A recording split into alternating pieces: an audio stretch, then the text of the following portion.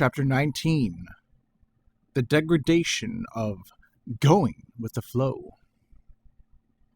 For Catholics, to follow their times is a disgrace, worse than that of a king abdicating his kingship. How can such liberal Catholics be taken seriously? Either they will come back to the fullness of their faith, or they will go over to the enemies of the faith. But they cannot remain suspended in between. It is ignoble to suggest that we go with the flow. The suggestion is repulsive to human honor alone. It is a sign of our decadent times that anyone would dare make such a suggestion to Christians confirmed with Holy Chrism.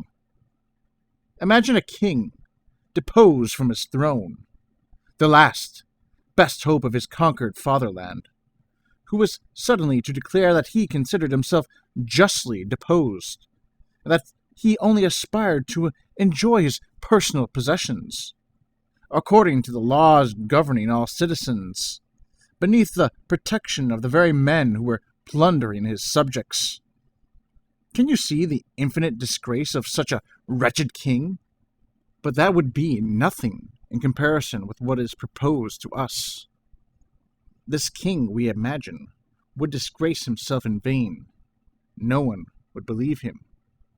Those to whom he offered to sell his rights and his honor would tell him, "Are you mad? You are a king!" We would be doing worse, and for that reason people would be even less inclined to believe us. I add that they would have good reason not to believe us. Let us imagine the Catholics amongst us retracting and repenting of their true Catholicism, just as there were long ago priests who swore the oath to the civil constitution of the clergy. Translator's note. The civil constitution of the clergy in 1790 was the decree by which the National Assembly, during the Revolution, took over the administration of the French Church.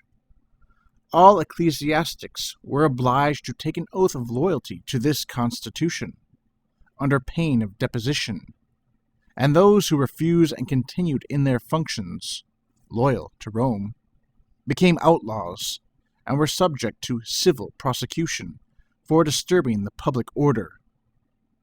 The French clergy was thus divided between juring and non-juring priests.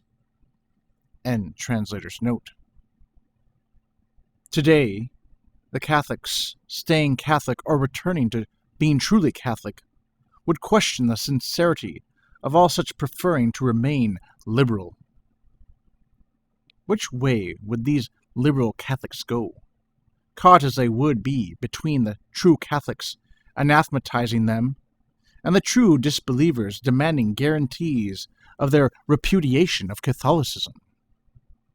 That is an eventuality quite certain to come about, one they would do well to take into account.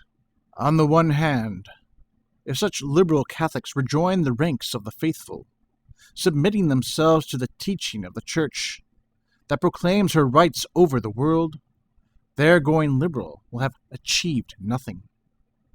On the other hand, if they furnish the guarantees demanded by those in the opposing camp, they will cut themselves off from true Catholics.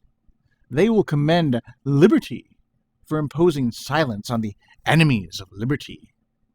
They will lend a hand to persecuting the true Catholics, and in so doing they will become apostates from the faith, while still remaining only half-hearted liberals.